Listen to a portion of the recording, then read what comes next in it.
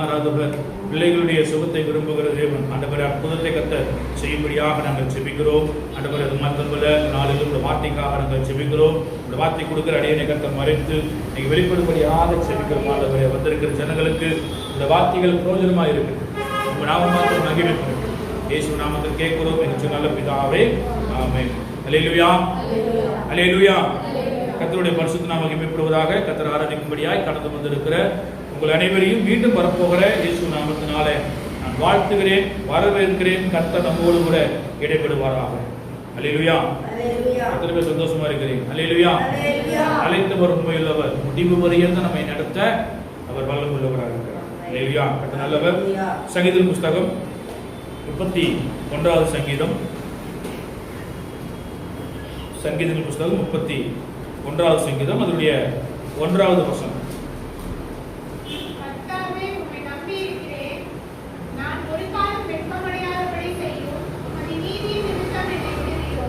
கர்த்தருடைய பரிசுத்த நாமம் மகிமைப்படுவதாக. இந்த நாளை தந்த தேவனுக்கு கொடானுகூடி நன்றிகளை ஏறெடுப்போம். இந்த நாளை காணாத அநேகர் இருந்தாலும் இந்த நாளிலே ஜீவனை தந்து கர்த்தர் ஆராதிக்கும்படியான பலத்தையும் தந்து சபையில ஆண்டவர் நம்மை கூட்டி சேர்ந்திருக்கிறார் என்று சொன்னால் தேவன் நம்ம வைத்திருக்கிற கிருபை அது பெரிய கிருபையாயிருக்கும். அல்லேலூயா. அவருடைய கிருபை காலைதோறும் புதிதாக இருக்கிறது என்று சொல்லி நம்ம வசனங்களை வாசிக்கிறோம், தியானிக்கிறோம். அவருடைய கிருபையை நினைத்து தேவநாமத்தை மகிமைப்படுத்துவோம். கர்த்தர் பெரிய காரியங்களை செய்வாராக. இந்த சங்கீதம் இந்த தாவீதின் சங்கீதமாக இருக்கிறது. மேலே சொல்லப்பட்டிருக்கிற தலைப்பு ராக தலைவனுக்கு ஒப்புவிக்கப்பட்ட தாவீதின் சங்கீதம். இந்த சங்கீதத்தை குறித்து பார்க்க வேண்டும் என்று சொன்னால் இதுல முதலாவதே சொல்லப்பட்டிருக்கிறது, கர்த்தாவே உம்மை நம்பி இருக்கிறேன், நான் ஒரு காலம் வெட்கமடையாதபடி செய்யும் உமது நீதி நிமித்தம் என்னை விடுவியும் என்று சொல்லி ஒரு விண்ணப்பத்தோடு ஆரம்பிக்கிற ஒரு சங்கீதமாக இருக்கிறது. அல்லேலூயா. கர்த்தருடைய பரிசுத்த நாமம் மகிமைப்படுவதாக. இது ஒரு விண்ணப்பம். அது சொன்னால் என எதிரிகளிலிருந்து என்னை காப்பாற்றும்படியாக தேவனை நோக்கி விண்ணப்பம் செய்கிற ஒரு சங்கீதமாக இருக்கிறது. இதுல சொல்லப்பட்டிருக்கிற ஒவ்வொரு வசனங்களையும் நீங்க வாசித்து பாருங்க. உமது செவியை எனக்கு சாய்த்து சீக்கிரமாய் என்னை தப்புவியும், நீர் எனக்கு பலத்த துருவும், எனக்கு அடைக்கலமான அரணமாய் என்று சொல்லி 2வது வருஷத்துல தெளிவா சொல்லப்பட்டு உமது செவியை சாய்த்து எனக்கு உங்களுடைய செவியை சாய்த்து சீக்கிரமா என்னை தப்புவியும் என்று சொல்லி தன்னுடைய எதிரிகளுக்கு என்னை விலக்கி நீங்களாக்க வேண்டும் என்று சொல்லி சங்கீதக்காரன் தாவீது கர்த்தரை நோக்கி விண்ணப்பம் பண்ணுகிறான். அதுல 6வது வசனத்தில் சொல்லப்பட்டிருக்கிறது, வீண் மாய்களை பற்றி கொள்ளுகிறவர்களை நான் வெறுத்து கர்த்தரையே நம்பி இருக்கிறேன். சங்கீதக்காரன் தெளிவா சொல்றான், நான் யாரு நம்பி இருக்கிறேன்? கர்த்தரையே நான் நம்பி இருக்கிறேன். என் நம்பிக்கை மனுஷன் மேல அல்ல, என் நம்பிக்கை யுத்த வீரர்கள் மேல அல்ல, என் நம்பிக்கை யார் மேல இருக்கிறதா? கர்த்தர் மேல. அதான் சொல்றாரு, வீண் மாயைகளை பற்றி கொள்ளுகிறவர்களை நான் வெறுத்து கர்த்தரையே நம்பி இருக்கிறேன். அது மாத்திரமல்ல, அது சொல்லப்பட்டிருக்கு 14வது வசனம் சொல்லப்பட்டிருக்கு, நானோ கர்த்தாவே உம்மை நம்பி இருக்கிறேன், நீரே என் தேவன் என்று சொன்னேன். அவர் நம்பிக்கை யார் மேல இருக்கிறதா? கர்த்தர் மேல இருக்கு. இந்த காலை வேளையில ஆண்டவர் நம்மோடு பேசுகிற வார்த்தை, என்னுடைய நம்பிக்கை யார் மேல? அல்லேலூயா. தேவனை நம்பி இருக்கிறேன் என்கிற காரியத்துல ஆண்டவர் உங்களோடு கூட நாளில் ஈடுபடுவாராக. கர்த்தர் நம்முடைய குடும்பத்திலும் நம்முடைய சபையிலும் ஆண்டவர் நம்பிக்கை ஆண்டவர் மீண்டும் உறுதிப்படுத்தி தேவ சமூகத்துல கர்த்தருக்கு எழுப்பி பிரகாசிப்போம். அல்லேலூயா. அவரை நான் நம்பி இருக்கிறேன், நான் ஒருபோதும் வெட்கமடைய மாட்டேன். சங்கீதக்காரன் சொல்ற, உண்மை நம்பி இருக்கிற கர்த்தாவே நான் ஒரு காலம் வெட்கமடையாதபடி எனக்கு உதவி செய்யும் என்று சொல்லி கர்த்தரை நோக்கி வேண்டிக் கொண்ட சங்கீதக்காரன் தாவீது 2வது சொல்றாரு, வீண் மாயைகளை பற்றி கொள்ளுகிறவர்களை வெறுத்து. வீண் மாயைகள் சொன்னா யுத்த வீரர்களை வைத்துக் கொண்டு இந்த யுத்த வீரர்களை வைத்து நான் ஜெயிப்பேன் என்கிற எண்ணத்தோடு இருக்கிறவர்களை நான் வெறுத்து கர்த்தரையே நான் நம்பி இருக்கிறேன். இது மாத்திரமல்ல, அவன் சொல்றாரு, கர்த்தாவே உம்மை நம்பி இருக்கிறேன், நீரே என் தேவன் என்று எல்லாரும் அறிக்கை பண்ணும்படியா எல்லாரும் முன்பாக அவன் சொல்றான், தேவனே நீங்க எனக்கு தேவனா இருக்கிறீங்க என்று சொல்லி. இந்த காலை வேளையில ஆண்டவர் உங்களோடு கேட்கிற ஒரு வார்த்தை, உங்கள் நம்பிக்கை யார் மேல? நம்முடைய நம்பிக்கை யார் மேல? நம்ம நம்பிக்கை தேவன் மேல் வைத்திருக்கிறோமா, அல்லது உலகத்தின் ஆசிரியர் மேல் வைத்திருக்கிறோமா, அல்லது நம்ம சம்பாதிக்கிற நம்முடைய பணத்தின் மேல வைத்திருக்கிறோமா? ஆண்டவர் சொல்றாரு, யார் மேலும் நம்பிக்கை வைத்திருந்தாலும் எல்லாம் உனக்கு உதவாது, உன்னுடைய நம்பிக்கை கர்த்தர் மேல் இருக்கும் என்று சொன்னால் காரியங்களை வாய்க்க பண்ண ஆண்டவர் வல்லமுள்ளவராக இருக்கிறார். அல்லேலூயா. இங்க ஒருவருடைய நம்பிக்கை செத்து போன சூழ்நிலையில ஆண்டவர் ஒரு நம்பிக்கை கொடுக்கிறார் என்று சொன்னால் நம்ம தேவன் மாத்திரம் தான் அந்த நம்பிக்கைக்கு உரியவராக இருக்கிறார். அல்லேலூயா. ஏன்னு சொன்னா என் நம்பிக்கை அற்று போன சூழ்நிலையில ஒரு காரியம் நான் செய்யறேன், இதான் எனக்கு செய்ய முடியாதுங்கிற சூழ்நிலை வந்த போது அதுக்கு ஒரு ஆண்டவர் ஒரு வழிவாசல் ஒரு காரியத்தை ஏற்படுத்த வருவாங்க. அதுதான் உன் மேல் வைக்கிற நம்பிக்கை. இங்க சாராளுடைய வாழ்க்கையை நீங்க எடுத்துக்கொள்ள வேண்டும் என்று சொன்னீங்கன்னா ஆதியாகமத்தின் புஸ்தகம் 18ஆம் அதிகாரம் அதனுடைய 11வது வசனத்தை வாசிக்கும் போது வாசிக்கலாம். ஆதியாகமத்தின் புஸ்தகம் ஆதியாகமத்தின் புஸ்தகம் 11ஆம் அதிகாரம் அதனுடைய 18ஆம் அதிகாரம் அதனுடைய 11வது வசனம்.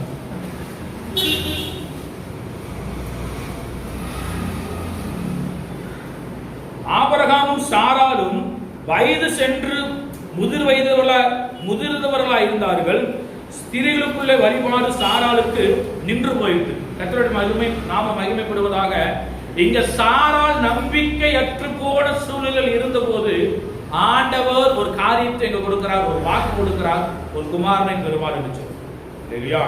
சாராள் வயது சென்றிருக்கிறான், ஆபிரகாமும் வயதாயிட்டாங்க. ஸ்திரீகளுக்குள்ள இருந்த வழிபாடு சாராளுக்கு நின்று போய் கர்ப்பம் செத்து போன சூழ்நிலையில ஆண்டவர் ஒரு வாக்கு கொடுக்கிறார். என்ன வாக்கு கொடுக்கிறாரா? உன்னிடத்துல திரும்ப நிச்சயமா வருவேன், ஒரு குமாரனை பெறுவாய் என்று சொல்லு. அல்லேலூயா. கர்த்தர் நாம் மகிமைப்படுவதாக. ஆண்டவர் ஆபிரகாமை அழைத்த போது குழந்தை இல்லை. 75 வயசுல ஆபிரகாம் அழைக்கிறார். ஆதியாகம புஸ்தகம் 12ஆம் அதிகாரத்துல 1 வாசிக்கும் போது ஆண்டவர் சொல்றாரு, ஆபிரகாமே நான் காண்பிக்கும் தேசத்துக்கு உன்னையும் தேசத்தை விட்டு புறப்பட்டு வா, நான் காண்பிக்கும் தேசத்துக்கு போ, உன்னை நான் பெரிய ஜாதி ஆக்குவேன் என்று சொல்லி ஆண்டவர் முதலாவது வாக்கு கொடுக்கும் போது ஆபிரகாமுக்கு குழந்தை இல்லை. 75 வயசுல ஆண்டவருக்கு வாக்கு கொடுக்கிறார், குழந்தை இல்லை. ஆனா பெரிய ஜாதி ஆக்குவேன் வாக்கெல்லாம் கொடுத்துட்டாரு. ஆனா அதுக்கப்புறம் வாக்குத்தத்தை நிறைவேறுகிற வரைக்கும் அவர் 25 ஆண்டுகள் காத்திருந்தார். இல்லையா? சம்பவம் என்னவென்று சொன்னால் ஆண்டவர் மீண்டும் ஆபிரகாமுக்கு தரிசனமாகிறார். 18ஆம் அதிகாரம் 1வது வசனம் வாசிக்கும் போது, பின்பு கர்த்தர் மம்ரோயின் சமபூமியிலே அவனுக்கு தரிசனமானார். அவன் பகலின் உஷ்ண வேளையிலே கூடார வாசல் உட்கார்ந்தார் என்று சொல்லி அங்க உட்கார்ந்துட்டு இருக்கும் போது தன் கண்களை ஏறெடுத்து பார்க்கிறார் ஆபிரகாம். 3 புருஷர்கள் அங்க கடந்து வராங்க. எதுக்கு கடந்து வருகிறார் என்று சொன்னால் ஒரு பட்டணத்தை அழிக்கும்படியாக அவர்கள் செய்த பாவத்தை நிமித்தம் அவருடைய பாவம் பூக்கர்கள் விட்டு தேவ சமூகத்தில் எட்டினது. சோதோம் கோமோரா பட்டணத்தை அழிக்கும்படியாக அங்க கடந்து வரும்போது ஆபிரகாமை அவர்கள் பார்க்கிறாங்க. ஆபிரகாம் அவர்களை இருக்க வைத்து அவர்கள் உணவெல்லாம் சமைக்க ரெடியாகிறாரு. அப்போ அவர்கள் கேட்கிறாங்க. 9வது வசனம் வாசிக்கும் போது,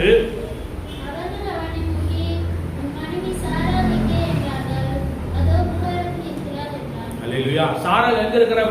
கூடாரத்தில் இருக்கிறார். இவரு வெளியே உட்கார்ந்துட்டு இருக்கிறார். ஆபிரகாம் வெளியே உட்கார்ந்து அந்த 3 தேவ மனிதர்கள் பேசிக் கொண்டிருக்கிறார். அவர்கள் உணவெல்லாம் காரியத்தை கொடுத்து அதுக்கப்புறம் கேட்கிறாங்க, உன் மனைவியாக சாராள் எங்கே என்று சொன்ன போது அதோ கூடாரத்தில் இருக்கிறார் என்று சொன்ன போது அவங்க ஒரு வாக்கு கொடுக்கிறாங்க. அப்பொழுது அவர் ஒரு உற்பவ கால திட்டத்தில் நிச்சயமாய் உன்னிடத்துக்கு திரும்ப வருவேன், அப்பொழுது மனைவியாகி சாராளுக்கு ஒரு குமாரன் இருப்பான் என்றார். சாராள் அவருக்கு பின்புறமாய் கூடார வாசலில் இதை கேட்டுக் கொண்டிருக்கிறார். ஆபிரகாம் முன்னாடி பேசிட்டு இருக்கிறாரு. நம்ம தாயார் என்ன பண்றாங்க? பின்னாடி முன்னாடி கேட்டு இருக்கிறாங்க, என்ன சொல்றாங்க அப்படின்னு. அது கேட்டுக்கொண்டிருந்த போது அவன் சொல்றாரு, நான் நிச்சயமா உன்னிடத்துக்கு திரும்ப உற்பவ காலகட்டத்துல திரும்ப வருவேன், அப்பொழுது ஒரு குமாரன் சாராள் இடத்துல ஒரு குமாரன் இருப்பார் என்று சொல்லி இது சொன்னதுக்கு அப்புறம் ஆபிரகாமும் சாராளும் வயது சென்று முதிர்வர்களாய் இருந்தார்கள். ஸ்திரீகளுக்குள் வழிபாடு நின்றது. இது எல்லாம் கேட்டுட்டு இருந்த சாராள் உள்ள இறுதியில என்ன பண்றாங்க? வாக்கு தத்தத்தெல்லாம் ஆண்டவர் கொடுத்துட்டாரு. எப்போ 75வது வயதுல ஆபிரகாம் அழைக்கும் போது கொடுத்துட்டார். ஆனா சாராளுக்கு நிச்சயம் இல்லை. அது நம்ம சாராளுக்கு நிச்சயம் இல்லை நிமித்தமாக ஆகாரை ஆபிரகாமுக்கு திருமணம் செய்து கொடுக்குறாங்க. பிள்ளை பெறுது. அதெல்லாம் ஒரு சந்ததி இல்லை என்று சொல்லி ஆண்டவர் சொல்லிட்டார். சாராளுக்கு பிறக்கிற குமாரன் தான் உனக்கு சந்ததி உருவாக்குமான் என்று சொல்லி ஆண்டவர் வாக்கு கொடுத்ததுக்கு அப்புறம் இந்த சாராளுக்கு உண்டான எல்லா காரியங்களும் நின்று போய் வாசிக்கும் போது ஆகையால் சாராள் தன் உள்ளத்திலே நகைத்து, நான் கிழவியும் என் ஆண்டவன் முதிர்ந்து வயதுள்ளவருமானார் என்று சொல்லி, அவன் இதெல்லாம் கர்ப்பமே செத்து போச்சு, இதுக்கப்புறம் நான் எப்படி பிள்ளை, எனக்கு எப்படி குழந்தை பிறக்கும் என்று சொல்லி சாராள் நம்பிக்கையற்று இருந்த சூழ்நிலையில ஆண்டவர் மீண்டும் வாக்கு கொடுக்கிறார், நிச்சயமா வருவேன், குழந்தை பெறுவாய். அவர் உள்ளத்திலே நகைத்தார் என்று சொல்லிப்பாங்க. எப்படி என்று சொன்னா, ஏன் அவ உள்ளத்தில் நகைத்தாள் என்று சொன்னா, அவளுக்கு இருந்த எல்லா காரியம் அற்று போயிடுச்சு, கர்ப்பம் செத்து போச்சு, இது வாய்ப்பு இல்லை, குழந்தை பெறுவதற்கு வாய்ப்பு இல்லை என்கிற சூழ்நிலை இருந்த சமயத்தில் தான் சாராள் உள்ளத்தில் நகைத்து இந்த காரியத்தை சொன்ன போது, அப்பொழுது கர்த்தர் ஆபிரகாமை நோக்கி, சாராள் நகைத்து நான் கிழவியாய் இருக்க பிள்ளை பெறுவது மெய்தானோ மெய்யாவோ என்று சொல்வான் என்று சொல்லி, எப்படி இருதயத்தில் நினைத்த காரியத்தை ஆண்டவர் ஆபிரகாமுக்கு சொன்னார், நான் உனக்கு வாக்கு கொடுத்திருக்கிறேன் இல்ல, அது ஏன் சாராள் நம்பாம இருக்கிறார் என்று சொல்லி ஆபிரகாம் இடத்துல கேட்கிறாரு. சாராள் நகைத்து நான் கிழவியா இருக்க பிள்ளை பெறுவது மெய்யோ என்று சொல்லி அதை கேட்ட போது 14வது வசனத்தை வாசிக்கும் போது வாசிக்கலாம். 14வது வசனம்,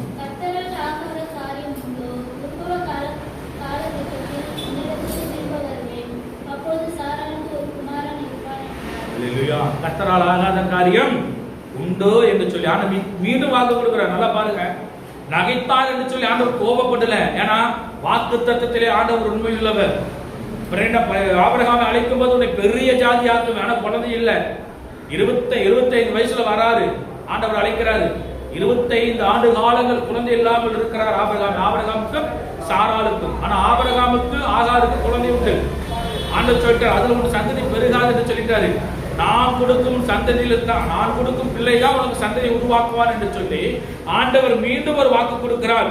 உற்பவ கால திட்டத்தில் உன்னிடத்திற்கு திரும்ப வருவேன், அப்பொழுது சாராளுக்கு ஒரு குமாரன் இருப்பாள் என்று சொல்லி. அல்லேலூயா. ஆபிரகாம் கர்த்தரை நம்பினார், சாராளுக்கு அந்த நம்பிக்கை இல்லை, ஏன்னா அவன் கர்ப்பம் செத்து போச்சு என்ற நிலையில் தான் இருந்தான். ஆனால் கர்த்தரால் செய்யக்கூடாத ஒரு அதிசயமான காரியம் உண்டோ என்று சொல்லி பார்க்கும்படியாக ஆண்டவர் ஒரு அற்புதத்தை செய்தார். என்னவென்று சொன்னால், தாம் சொன்னபடி ஆபிரகாமுக்கு ஆண்டவர் குமாரனை கொடுத்தார். 21வது அதிகாரம், ஆதியாகமத்தின் புஸ்தகம் 21ஆம் அதிகாரம் அதனுடைய 1 வாசிக்கும் போது, கர்த்தர் தாம் சொல்லி இருந்தபடி சாராள் பேர் கடாட்சமானார், கர்த்தர் தாம் உரைத்தபடி சாராளுக்கு செய்தலினார். ஆபிரகாம் முதிர் வயதாய் இருக்கையில் சாராள் கர்ப்பவதியாகி தேவன் குறித்திருந்த காலத்திலே அவனுக்கு ஒரு குமாரனை பெற்றாள் என்று சொல்லினார். அல்லேலூயா. இந்த காலையில் ஆண்டவர் சொல்லுகிறார், நம்பிக்கையற்ற போன சூழ்நிலையில் இருப்பீங்க என்று சொன்னா, உன் நம்பிக்கை கர்த்தர் மேல நீங்க வைப்பீங்க என்று சொன்னா, ஆண்டவர் வாசலை திறக்க ஆண்டவர் வல்லமையுள்ளவராக இருக்கிறார். அல்லேலூயா. சாராளுடைய கர்ப்பம் செத்து போன சூழ்நிலையில, குழந்தை பெற முடியாத நம்பிக்கையற்ற சூழ்நிலையில, ஆனால் ஆபிரகாமுடைய நம்பிக்கை கர்த்தர் கொடுத்த வாக்குத்தத்தத்தில் தேவன் உண்மையுள்ளவர், எனக்கு குமாரன் கொடுப்பார் என்று சொல்லி கர்த்தர் மேல் ஆபிரகாம் வைத்த நம்பிக்கையை கண்டு ஆண்டவர் சாராளை ஆண்டவர் அவர் செத்து போன கர்ப்பத்தை ஆண்டவர் உயிர்ப்பிப்பார் என்று சொன்னார். இந்த காலை வேளையில உங்களுக்கு செய்யப்படுகிற நன்மையான காரியங்களை ஒருவர் தடை பண்ணியிருப்பார் என்று சொன்னால், கர்த்தர் உங்கள் நம்பிக்கை இருக்கும் என்று சொன்னால், தடைகளை உடைத்து ஆண்டவர் உங்கள் வாழ்க்கையிலே ஆசீர்வாதத்தை கட்டளையிட அவர் வல்லமையுள்ளவராக இருக்கிறார். அல்லேலூயா. அல்லேலூயா. கர்த்தர் தாம் சொல்லி இருந்தபடி சாராளின் பேரில் கடாட்சமானார், கர்த்தர் தாம் உரைத்தபடியே சாராளுக்கு செய்தலினார். ஆபிரகாம் முதிர் வயதாய் இருக்கையில் சாராள் கர்ப்பவதியாகி தேவன் குறித்திருந்த காலத்திலே அவனுக்கு ஒரு குமாரனை பெற்றார் என்று சொல்லி பார்க்கிறோம். இல்லையா? ஆண்டவர் சொன்ன காலத்துல, இந்த டேட்ல இந்த காலத்துல ஒரு குமாரன் பெறுவான் என்று சொன்ன உடனே ஆபிரகாமுக்கு சாராள் ஒரு குழந்தை பெற்று அவனுக்கு ஈசாக்கு என்று பெயரிட்டான். இல்லையா? அவன் குழந்தை பெறும்போது வயசு எவ்வளவு தெரியுங்களா? 5வது வசனத்தை வாசிக்கும் போது வாசிக்கலாம். 5வது வசனம், அல்லேலூயா. 25 வருடம் அந்த வாக்குத்தத்தத்தை நிறைவேற ஆபிரகாம் காத்து நம்பிக்கையோடு இருந்தான். ஆனா சாராளோட நம்பிக்கை அற்று போன சூழ்நிலையில இது சாத்தியம் இல்லை என்ற சூழல் வரும்போது, நம்முடைய நம்பிக்கை தேவன் மேல் இருக்கும் போது ஆண்டவர் வழியை காட்ட வல்லமையுள்ளவராக. அல்லேலூயா. நம்பிக்கை அற்று போன சூழ்நிலையில தான் ஆண்டவர் நமக்கு ஒரு புதிய நம்பிக்கை கொடுக்கும். சாராளுடைய வாழ்க்கையில கர்ப்பம் செத்து போன சூழ்நிலையில ஆண்டவர் ஒரு நம்பிக்கை கொடுத்தார். சொன்ன காலத்தில் குமாரனை கொடுத்தார். அதே போல் சரி, ஏன்னா நம்முடைய நம்பிக்கை கர்த்தர் மேல் இருக்கும் என்று சொன்னால் ஆண்டவர் நம்மை நடத்துகிற விதங்கள் வித்தியாசமா இருக்கும். இரண்டாவது காரியம், லூக்கா எழுதின சுவிசேஷ புத்தகம் 7ஆம் அதிகாரம் அதனுடைய 11வது வசனம் வாசிக்கும் போது வாசிக்கலாம். லூக்காவின் சுவிசேஷ புத்தகம் 7ஆம் அதிகாரம் அதனுடைய 11வது வசனம்.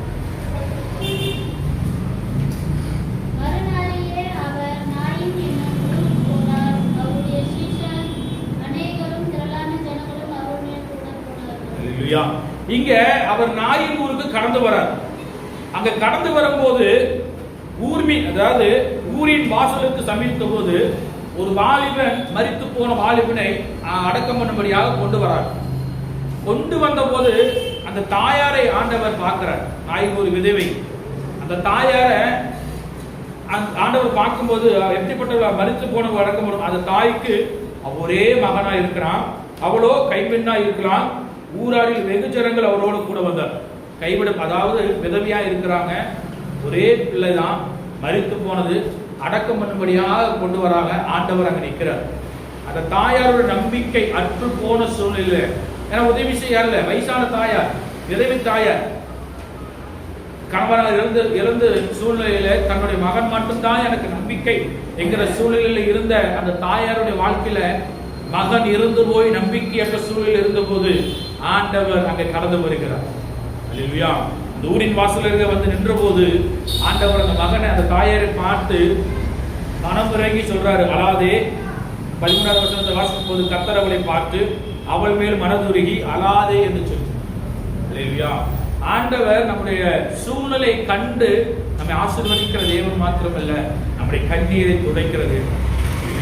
அந்த தாயாருக்கு நம்பிக்கை இல்லை, என் பிள்ளை இல்லை, என் பிள்ளை மரித்து போனான், என் கணவனார் மரித்து போனான், என்னை யார் எனக்கு உதவி செய்வார் என்ற நம்பிக்கை அற்று போன சூழ்நிலையில இருந்த போது அந்த தாயாருக்கு ஆண்டவர் நம்பிக்கை கொடுக்கும்படியாக ஆண்டவர் ஒரு அற்புதம் செய்தார். என்ன செய்தார் என்று சொன்னால் 14வது வசனத்தை வாசிக்கும் போது,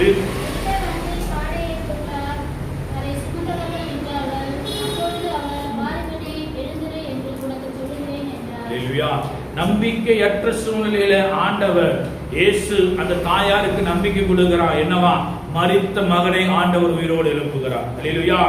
அவர் பாடையை தொட்டு அதை தொட்ட உடனே தூக்கிட்டு போன நின்னுட்டாங்க. அப்படியே இல்ல, நீ சொல்லிருக்கலாம், இல்ல ஆண்டவரே நீ விடுங்க, அவன் மரித்து போன அவனை போய் அடக்கம் பண்ண போட சொல்லிருக்கலாம். ஆனா ஆண்டவர் அந்த பாடையை தொட்ட உடனே சுமந்து கொண்டு வந்தவர்கள் அப்படியே நின்று விட்டார்கள். நின்ற உடனே அவர் சொல்றாரு, வாலிபனே எழுந்திரு என்று உனக்கு சொல்லுகிற உடனே மரித்தவர் உயிரோடு எழுந்தான் என்று சொல்லி பார்க்கிறோம். இல்லையா? 15வது வசனம் வாசிக்கும் போது மரித்தவன் எழுந்து உட்கார்ந்தான், உட்கார்ந்து பேச தொடங்கினான் என்று சொல்லி பார்க்கிறோம். உட்கார்ந்தது மாத்திரமல்ல, பேச தொடங்கினா அவனை அவன் தாயின் எடுத்து ஒப்புவித்தார் என்று சொல்லி பார்க்கிறோம். இல்லையா? நாயினூர் விதவை நம்பிக்கையற்ற சூழ்நிலையில எனக்கு உதவி செய்ய யாரும் இல்லை, என் கணவரால் மரித்து போனா, எனக்கு இருந்த ஒரே பிள்ளை மரித்து போனது என்ற சூழ்நிலையில இருந்த போது ஆண்டவர் அந்த தாயாருடைய கண்ணீரை கண்டு, அவர் நம்பிக்கையற்ற இருந்த சூழ்நிலையை கண்டு ஆண்டவர் ஒரு அற்புதம் செய்தார். மரித்தவனை ஆண்டவர் உயிரோடு எழுப்பினார் என்று சொல்லிப்பார். அல்லேலூயா, அல்லேலூயா. ஏனென்று சொன்னால் ஆண்டவர் நம்முடைய கண்ணீரை காண்கிறவர். தேவ சமூகத்தில் செமித்து பாருங்க. நம்பிக்கையற்று போன சூழ்நிலை கர்த்தரை நோக்கி பார்த்து பாருங்க, ஆண்டவர் வாசலை திறக்க வல்லவராக. ஏன்னா தாவீது வாழ்க்கையில நீங்க பார்ப்பீங்கன்னு சொன்னா, தாவீதுக்கு அநேக போராட்டங்கள் நம்பிக்கையற்ற சூழ்நிலை வந்தபோது அவன் கர்த்தரை ஒருபோதும் கைவிடாமல் நம்பிக்கையோடு பற்றி கொண்டிருந்தான். இல்லையா? வனாந்திரத்திலே கரடி, சிங்கம் எல்லாம் வந்தபோது கர்த்தர் அந்த நம்பிக்கையாய் துணையாய் இருக்கிறார் என்ற அந்த விசுவாசம் தாவீதுக்கு இருந்தது நிமித்தமாக தான் தாவீது கர்த்தர் மேல் நம்பிக்கை வைத்து எல்லா யுத்தத்திலும் ஆண்டவர் தாவீதுக்கு யுத்தத்தில் ஜெயித்து கொடுத்தார் என்று சொல்லிப்பாங்க. அல்லேலூயா. ஏனென்று சொன்னால் தாவீதுடைய வாழ்க்கையில அவன் கர்த்தரை மட்டும்தான் நம்பி இருந்தான், மனுஷனை நம்பல. ஏன்னா அவன் நம்பிக்கை கர்த்தர் மேல் இருந்தது நிமித்தமாக ஆண்டவர் வாசலை திறந்தார் என்று சொல்லி பார்க்கிறோம். 4வது புஸ்தகத்தில் 20ஆம் அதிகாரம் சொல்லப்பட்டிருக்கிறது. யோசபாத் ராஜா தனக்கு உண்டான எல்லா யுத்த வீரர்களையும் விட்டுட்டு ஆண்டவரையே நம்பி போய் முழங்கால் உபவாசம் இருந்தான். உபவாசம் இருந்த போது யோசபாத் ராஜாவுக்கு எழுப்பி வந்த 3 ராஜ்யங்களையே அவங்க துதி செய்ய தொடங்கின உடனே அவர்களுக்குள்ளே வெட்டுண்டு ஆண்டவர் மடி செய்தார் என்று சொல்லி பார்க்கிறோம். அல்லேலூயா, அல்லேலூயா. ஏன்னா யோசேப்புக்கு இருந்த அந்த யுத்த வீரர்கள் எல்லாமே அவ்வளவு பராக்கிரமசாலி. அந்த நாட்களில் யோசேப்பு ராஜாவுக்கு இருந்த யுத்த வீரர்களை வைத்து ஒரு தேசத்தில் பல தேசங்களையும் அவன் முறியடிக்க வல்லவராக இருந்தான். 2 நாளாம் புத்தகம் 20ஆம் அதிகாரத்தில் வாசிக்கும் போது அவன் என்ன பண்றானா, நம்பிக்கை அற்று போன சூழ்நிலை 3 ராஜ்யங்கள் எழுப்பி வருது. யாருக்கு? யோசேப்பு ராஜா விரோதமா, தேசத்துக்கு விரோதமா. நம்பிக்கை அற்று போன சூழ்நிலை யூதாவைக்கு உபவாசம் குறிவித்து எங்க போய் கொடுக்குறான், தேவ சமூகத்தில் ஆண்டவரே நீங்க தான் எனக்கு நம்பிக்கை, நீங்க தான் என்ன நீங்க நடத்தணும், உங்க மேலதான் நம்பிக்கை இருக்குன்னு சொன்ன உடனே ஆண்டவர் சொல்றாரு 15ஆம் வசனத்துல, கர்த்தர் உங்களுக்கு சொல்லுகிறார் இந்த யுத்தம் உங்களுடையதல்ல தேவனுடையது என்று சொல்லி. நீங்க கர்த்தரை நம்பி நீங்க நிற்பீங்கன்னு சொன்னா ஆண்டவர் உங்களுக்காக யுத்தம் பண்ண வல்லமை உள்ளவராக. அல்லேலூயா. யோசேப்பு ராஜாவை நீங்க அதிகமா நீங்க பாக்குறீங்கன்னா சொல்றாரு, யுத்தம் துதி செய்ய தொடங்கின உடனே ஆண்டவர் அற்புதம் செய்ய ஆரம்பித்தார். நம்பிக்கைக்கு அவர் உரியவராக இருக்கிறார். அல்லேலூயா. இங்க அதே போல நம்பிக்கை அற்று போன சூழ்நிலையில் இருந்த ராயுனூர் விதவியருடைய மகனை ஆண்டவர் என்ன பண்றாங்க, உயிரோடு எழுப்பி ஆண்டவர் தாயின் இடத்தில் ஒப்புவித்தார் என்று சொல்லி பார்க்கிறோம். இல்லையா? மார்க் எழுதின சுவிசேஷ புத்தகம் 10ஆம் அதிகாரம்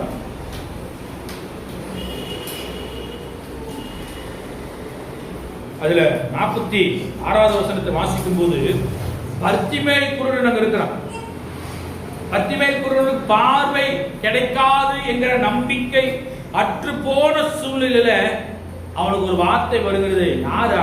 இயேசு போகிறார் என்கிற வார்த்தை. வாசிக்கலாம் 46வது வசனம்.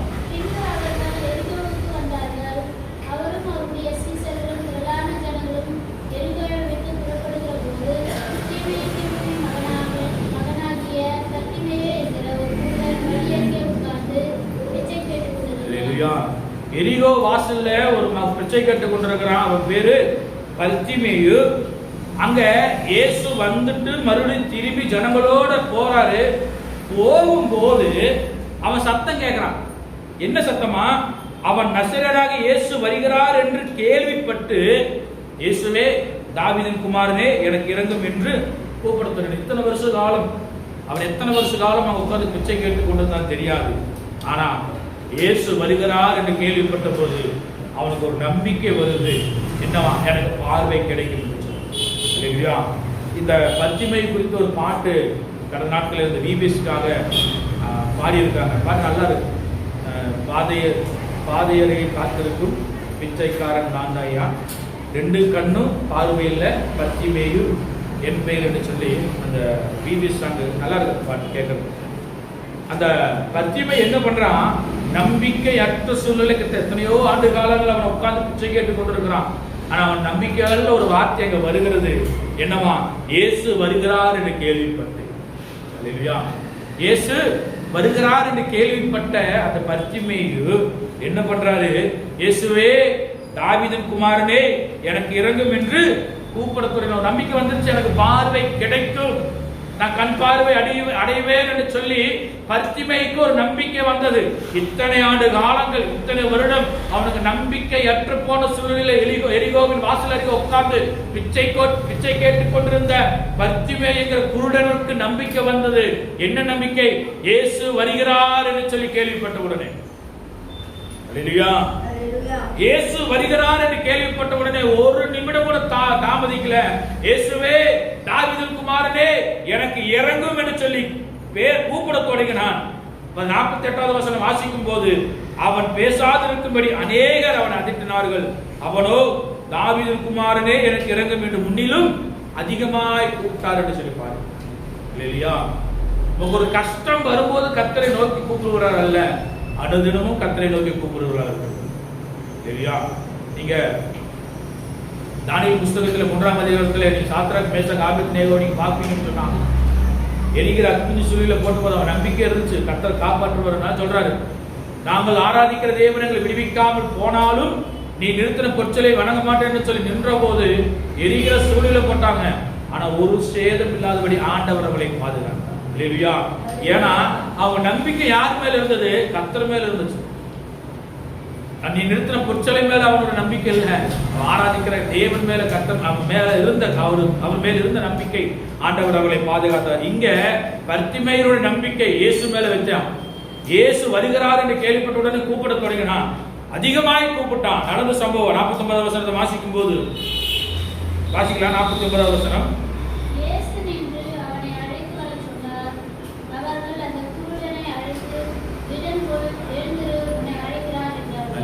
ஆண்டவர் சத்தம் கேட்டு அத்தனை ஜன கூட்டம், அத்தனை கூட்டத்திலும் இந்த பர்த்திமேயனுடைய சத்தத்தை ஆண்டவர் கேட்டு நின்று அவனை அழைத்து வர சொன்னார். அந்த குருடனை அழைத்து இடன்கொள், ஆண்டவனை கூப்பிடுறாரு, வா என்று சொல்லி உடனே அவன் தன் மேல் வஸ்திரத்தை எரிந்து விட்டு எழுந்து இயேசுவினிடத்தில் வந்தால் இல்லையா. வந்த உடனே ஆண்டவர் கேட்கிற இயேசு அவனை நோக்கி, நாம் உனக்கு என்ன செய்ய வேண்டும் என்றிருக்கிறாய் என்றார். அதற்கு அந்த குருடன், ஆண்டவரே நான் பார்வை அடைய வேண்டும் என்று சொன்னார். நம்பிக்கையற்று போயிருந்த சூழ்நிலையில ஆண்டவர் பர்த்திமேயுக்கு ஒரு நம்பிக்கை கொடுக்கிறார்.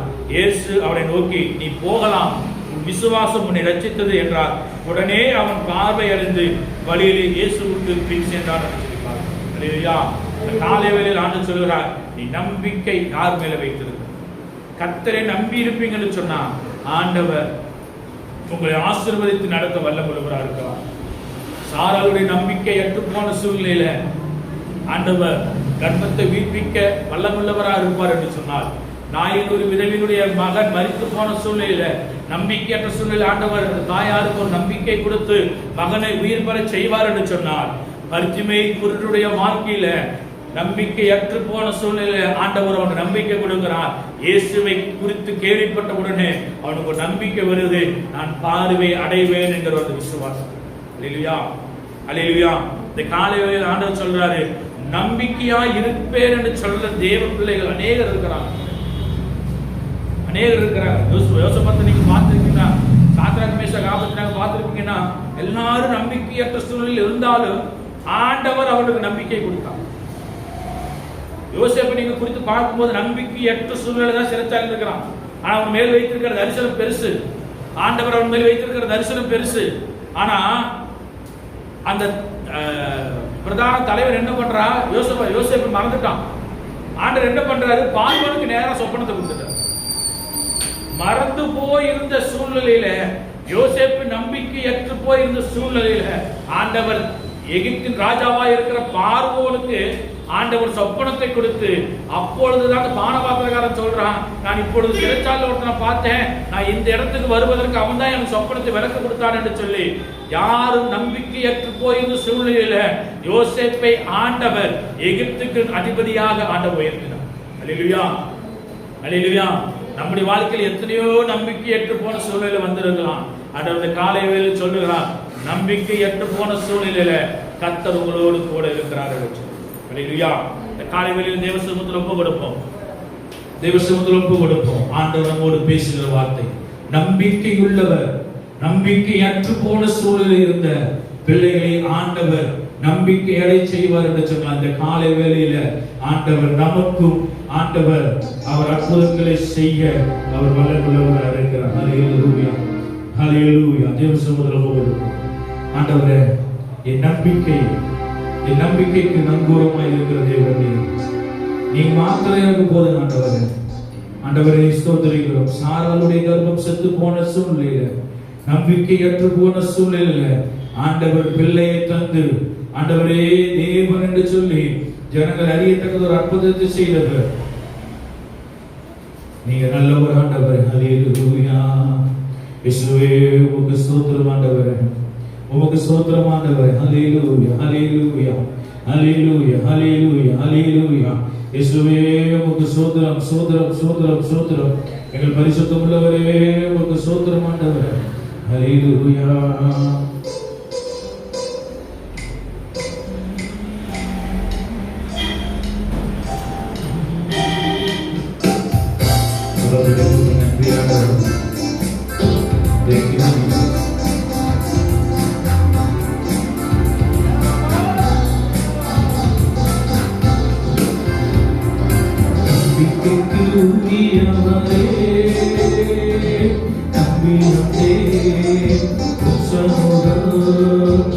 நம்புகிறேன்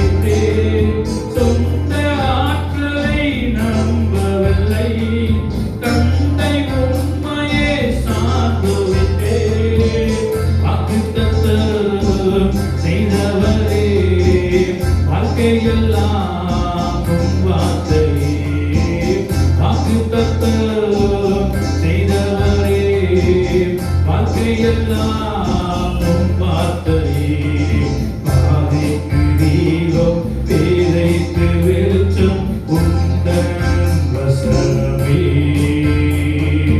ஆற்றல் மிக்கது ஜீவனுள்ளது உந்தன் அருள்வாக்கு. பாதைக்கு தீபம் பேதைக்கு வெளிச்சம் உந்தன் வசனமே. ஆற்றல் மிக்கது ஜீவனுள்ளது உந்தன் அருள்வாக்கு. என் நம்பிக்கைக்கு உரியவரே,